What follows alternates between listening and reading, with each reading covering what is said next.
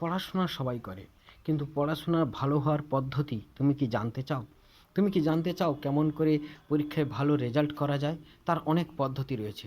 যদি জানতে চাও তাহলে তুমি কমেন্ট করো, লাইক করো, শেয়ার করো। কমেন্ট করলে আমি অবশ্যই পড়াশোনায় ভালো হওয়ার জন্য নানান পদ্ধতি আমি ভিডিও নিয়ে আসব, এবং তার সাথে সাথে পরীক্ষায় ভালো হওয়ার রেজাল্ট ভালো করার জন্য অবশ্যই নিয়ে আসব।